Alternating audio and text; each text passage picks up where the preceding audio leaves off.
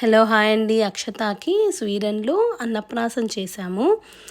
జనరల్గా అయితే పాపకి 4th మంత్ అయిపోగానే 5th మంత్ స్టార్ట్ అయిన 5th డేకి చేయమని చెప్పారు అత్తయ్య. అదే బాబు అయితే 6th మంత్ స్టార్ట్ అయిన 6th డేకి అని చెప్పారు.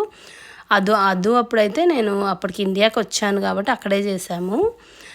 పాపకి ఇంకా ఇప్పుడే రాము అని చెప్పేసి కొంచెం లేట్ అవుతుంది అని చెప్పేసి ఇప్పుడే చేస్తూ ఉన్నాము. జస్ట్ సింపుల్గానే ఇంట్లో వరకే చేసాము. జస్ట్ కొంచెం పూజ చేసేసి ఆ తర్వాత టెంకాయ కొట్టేసి హారతి ఇచ్చేసి ఇంకా తర్వాత ఫస్ట్ వచ్చేసి తేనె ఉంగరం అట్లా తేనెలో కొంచెం అద్ది ఫస్ట్ పెడతాం కదా, సో అలానే పెట్టాము. ఫస్ట్ నరేష్ పెట్టాడు. ఎగ్జైట్మెంట్లో లాగేసుకుంటుంది నోట్లో పెట్టుకోవడానికి. కొంచెం ఇంట్రెస్ట్ చూపిస్తూ ఉండే మేము తినేటప్పుడు కూడా. సో ఇంకా అలా కొత్త ఫ్లేవర్ కదా, తీయగా ఉండేసరికి లాగుతూ ఉంది. తర్వాత బెల్లం అన్నం అంటాము, అదే పరమాన్నం కానీ తీపన్నం, అది పెట్టాము. కొంచెం బాగా మెత్తగా అనేసి కొంచెం అది పెట్టాము. సో అది కూడా బాగా కొంచెం ఎగ్జైట్మెంట్గా తింటా ఉంది. పెట్టలేదని బాగా ఏడుస్తూ ఉందన్నమాట.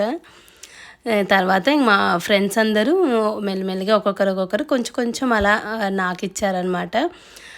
బాగా అందరూ ఎప్పుడెప్పుడు పెడతారని వెయిట్ చేస్తుంది. మంచిగా కొంచెం తినింది. ఎక్కువ ఒకటే రోజు పెట్టలేము కదా, సో కొంచెం అలా తినింది. పైగా 4th మంత్ కాబట్టి బోర్లో కూడా పడట్లేదు. అందుకే ఏమీ అవి అన్నీ పెడతాం కదా మామూలుగా మనీ అలా అంతా, అవన్నీ బుక్స్ అవి కూడా ఏం పెట్టలేదు మేము. బోర్లో కూడా పడట్లేదు అని మా ఫ్రెండ్ వాళ్ళ బాబు వచ్చి పెడుతుంటే వాడిని లాగేస్తుంది వేలు.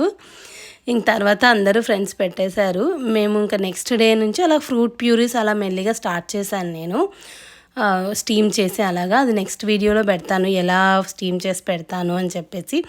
అండ్ ఈ వీడియోకు అంతేనండి. మీకు నచ్చిందని అనుకుంటున్నాను. నచ్చితే లైక్ చేయండి, షేర్ చేయండి, కామెంట్ చేయండి. అండ్ అలాగే సబ్స్క్రైబ్ చేసుకోవడం మాత్రం మర్చిపోకండి. Thank you.